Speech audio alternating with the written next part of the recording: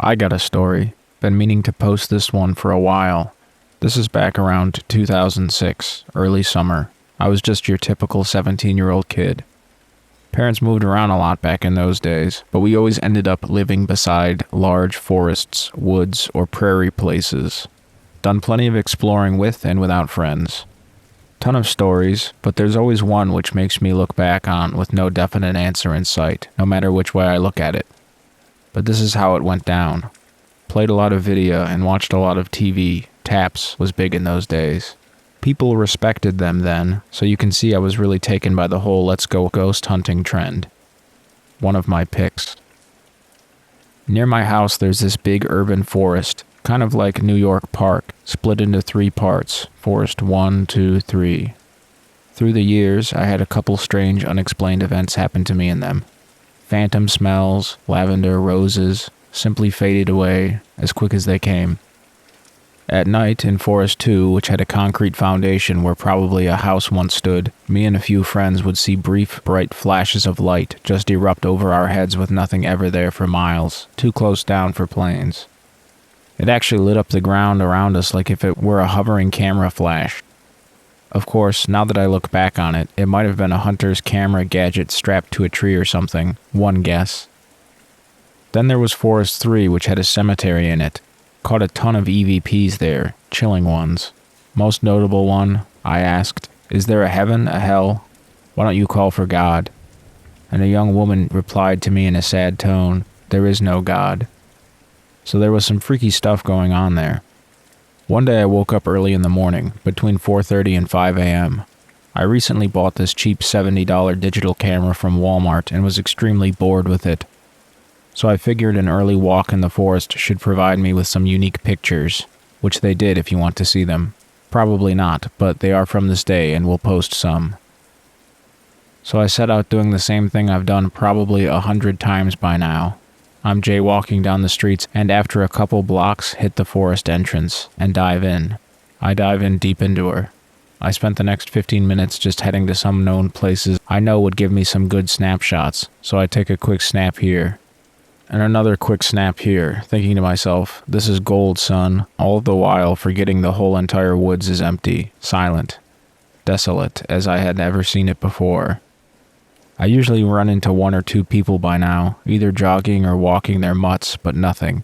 It's a good day, I say to myself. Let's carry on. So I head to this area called the Safe Zone. It's simply that on account that it's wide, expansive, with a little sand dune and a tall tree smack dab in the middle of it. So if you're under that tree, you can pretty much see all paths that string together Forest 1. I'm there, so I decide to head to the lake. I pick a path from the safe zone and head for it. It is at this time I sense an eerie feeling in the air, like I'm being watched. I ignored it, because at that age I wasn't mature enough to that point where everyone learns to trust your gut, feelings, internal ringing alarm bell, whatever. Stayed calm and carried on. I hit the lake. I'm tired from walking like 45 minutes. Sun was out but casting gray skies with a sudden in and out drizzle between instances. I perch myself against the ledge underneath the cover of some trees and with a low battery on my camera just decide to hang out while staring blankly out at this lake that, by my recollection, wasn't swamped by a heavy fog or mist not 5 minutes ago. First time I seen the place like this, I tell myself, then my eyes caught it from the distance. I'm frozen. More pics. Gotta set the setting. I see a person draped in this loose sheet, what looked to be a black tarp, just simply spinning, and spinning around in circles in a pond bush of dogtails. His or her arms open widely as if praising something repeatedly. I'm simply there being as quiet as I can be, not moving an inch, barely releasing a breath, observing this mad person. This goes on for about 25 seconds until the spin comes to an abrupt stop. I stare wide-eyed with thoughts racing in my head. What's going on? What is this? Should I? I'm thinking to myself, you got a camera. Don't be one of those idiots who doesn't capture the shit they so desperately brag about years from now. Low battery, bars practically invisible. Cheap-ass Walmart brand, don't die on me. I reach for it and look up, and find him looking in my direction. I tell you I saw no face. It was white, gray, whatever, like a doll. Was it a mask? I don't know. But I was terrified that I was discovered, pinpointed out from my cover. It was far from me, but it still managed to see me in like 4 seconds. So I stare slack-jaw, slowly lifting up my camera.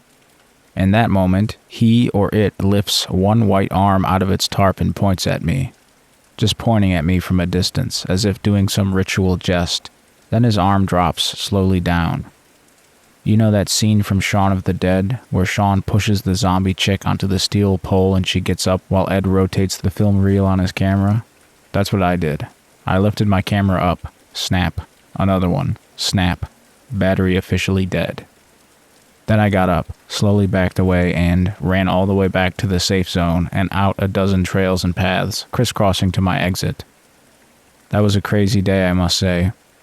2 relevant pictures coming up. Picture 1 and 2nd.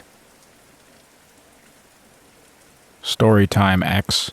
This is all true. Be 20 in college in Colorado. Live near foothills, lots of cool wooded areas to drive to that aren't too far from campus.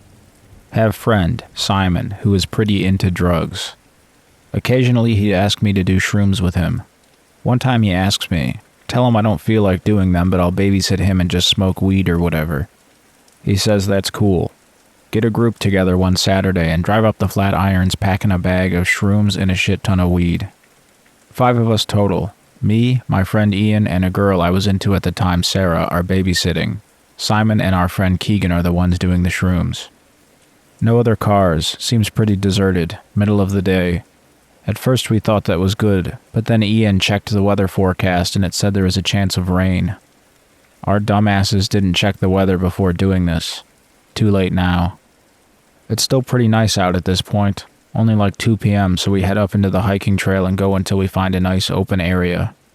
We are literally like 5 minutes from the car. Figure we don't have to go far considering it doesn't look like anybody will be hiking here anyway, and we're at a pretty remote place. The babysitters start smoking out of the pipe, and the other 2 discuss how they are going to eat the shrooms. Literally, right as Keegan pops his shrooms, Simon remembers he left his phone in the car. Keegan was a first-timer, so he was kind of paranoid and just wanted to stay where he was. I offer to go with Simon to the car. He just says it's cool, just chill and he'll be right back. We all don't really think much of it because we're not too far from the car. Me, Ian, and Sarah are smoking and Keegan is just chilling waiting for the shrooms to hit him, laughing it up. 10 minutes later, Simon still hasn't come back. After about 20 minutes, we realize he should be back by now. Sarah considers going and looking for him. He probably just had to take a dump or something. We keep smoking, start to worry a little. I'm about to go to the car to find him. 30 minutes after he left, we finally see him come up the trail, walking super slowly like he was being really careful where he stepped or something. Doesn't say anything as he approaches. We kind of interrogate him. He says he just got his phone, nothing else. We can't get more than 10 words out of the guy, and he's usually the most talkative person I've ever known. Like literally everything was a 1-word response or a shrug and he doesn't smile at all. Kind of just go, screw it, because Keegan is starting to feel his trip, so we turn our attention to him. Simon no longer seems to have an interest in the shrooms. Keegan is acting hilarious, describes shit he sees to us, laughs at everything, fascinated by tree bark. We're all laughing like idiots at him. All but Simon. I don't really bother asking him if he's going to take the half bag of shrooms. I just kind of figure he started feeling sick or something. It's been about an hour and a half now, and the overcast is getting heavier. Probably gonna rain soon. Me and Ian are discussing where we could go inside with the tripping Keegan when Sarah just screams really loud and points out a tree a little ways away from us. Why are you screaming? She says she saw some huge furry animal go behind the tree. None of us believe her since we didn't hear or see anything. She says it moved totally silently, but she swears she saw it. Ian and I are kind of calling bullshit, but all of a sudden Simon starts saying we should go check it out. Are you serious? We all really want to leave now because of the coming rain, but Simon keeps insisting we go look at whatever Sarah saw. We kind of argued about this for what seemed like absurdly long. He kept saying we should go look, but not giving a good reason why. We said it was probably a bear or something that could maul us, and he would just say it won't hurt us. I remember very specifically him saying it wouldn't hurt us. He seemed so confident about that, like he already knew what animal it was or something. Keegan is pretty much not moving from his little spot and we can't just leave him there. I'm pretty high at this point too and really don't want to move either. Ian is finally like, "Alright dude, if I go over there and check it out with you, can we just go?" Simon agrees and the two of them go out and kind of leave our view in our little clearing as they go towards the trees Sarah pointed out. We lose sight of them. Keegan is seriously noping out, like on the verge of tears and tripping really bad. Sarah trying to calm him down.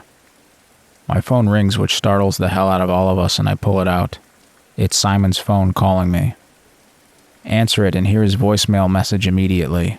You know, like the message that would play if I had called him and he hadn't answered. I swear on my life that I didn't pocket dial him or anything. It was an incoming call and my ringtone was going off and everything, but his voicemail message played. Seriously freaked out now. Hang up and start calling Simon and Ian's names. They don't answer. Feel raindrops coming down. Trees aren't giving that much cover. Suddenly hear a weird moaning sound coming from the direction that they walk towards and not too far away from us. Kind of like a dog whimpering at first, but then it got louder and louder until it was a full-on wail. Sounded like something laughing, like a cackling noise. Kind of like kick, but in no particular cadence. Okay, time to leave. Sarah and I have to lift Keegan up. He's pretty much in hysterics now. Start running towards car. I try calling Ian as we run. His phone is off or dead. We get to the car. Keegan gets in back seat, seriously tripping out. Sarah is trying to calm him down. I'm outside the car looking for any sign of the other two. See them only about 2 minutes later coming down the trail, except they're both doing that super slow walk now and both seem way too calm. When they finally get to us, I ask them what happened and ask if they heard that noise. Both of them say they didn't hear anything. Both of them say they didn't find any animal. Both of them deny calling me or receiving a call from me. They answer every question with 1 or 2 words and they don't seem to be fazed by the fact that the other 3 of us are freaked out. It's starting to really rain and we are out in the open, so I just really want to go home, so we all get in the car. Ian and Simon sit next to each other in the back and barely talk on the ride back. Pretty silent overall. Keegan is huddled up, still tripping. I take us back to campus and tell everyone I'll just take them home and watch Keegan by myself for a while until he calms down, which would be hours from now. Simon and Ian both want to stay with us. They don't say anything besides that they don't want to be taken home. They want to stay with us longer. I tell them I just want to go home at this point, coming down from my high. Sarah agrees. In the end, I agreed to drop both of them off at Ian's apartment. Thought it was weird that Ian didn't want to go home. He and Simon were never that great of friends. Had never been there before, need directions. Ian is being super unhelpful, like he doesn't know where he's going to his own apartment. I end up having to use my smartphone to navigate where I am. Notice that neither Ian or Simon take out their smartphones the whole time. Finally find the place and they all get out without saying anything. Don't even thank me or anything. Sarah and I just kind of have a huge freak out after they are all gone and discuss how surreal the whole thing was. Discuss how Ian and Simon weren't acting like themselves at all and make sure that the noise we heard wasn't just our imaginations. We both heard the exact same thing. Both describe it as a cackling. Didn't sound human at all. Here's the kicker. Later after I drop Sarah off, find Simon's phone in the front seat. On the way there, he was in the front. On the way back, he was in the back seat. In other words, he never got his phone from the car when he went back for it. Check phone call record. Outgoing call to me. I still have Simon's phone and he hasn't made any attempt to contact me to get it back. This all happened a couple weekends ago. I figured maybe he was busy with finals and stuff, but now finals are over and he still hasn't said a word to me. I'm kind of scared to give it back to him. I'm friends with his roommate who tells me that Simon is barely ever home anymore. He's always at Ian's apartment. Like he'll just leave and sometimes won't come back until the next day and then for only a few hours. When asked, he just says he's hanging out at Ian's. I'm really freaked out, X. What the hell happened to my friends? Try calling Ian from Simon's phone and check up on what they're doing. Okay, so I tried this and something weird happened. I called Ian's phone from Simon's phone and I got Simon's voicemail message. When I call Ian's from my phone, I don't get anything. It just goes straight to voicemail. That's a little strange. Either way, neither of them are picking up.